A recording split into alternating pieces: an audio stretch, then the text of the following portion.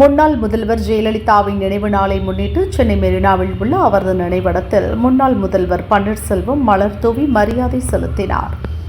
மத்திய உள்துறை அமைச்சர் மாண்புமிகு அமித்ஷா அவர்களை டெல்லியில் சந்தித்து மரியாதை நிமித்தமாக நான் சந்தித்தேன். அந்த சந்திப்பின் பொழுது தமிழகத்தில் இன்றைக்கு இருக்கின்ற அரசியல் சூழலை நான் எடுத்துக்கூறினேன். கவனமாக கேட்டு தன்னுடைய அன்பான வார்த்தைகள் கூறி அனுப்பியிருக்கிறார்.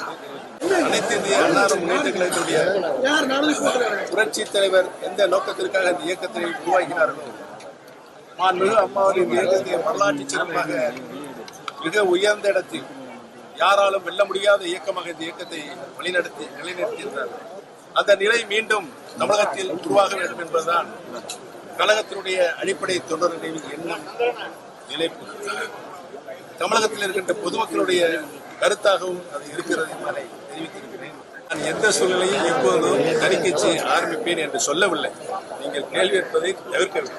அண்ணா முன்னேற்ற கழகத்தின் தொண்டர்களின் இயக்கம், தொண்டர்களுடைய பலம் எந்த சூழ்நிலையும் எப்படியும் புரட்சி தலைவருடைய இயக்கம் பழுதுபடாது.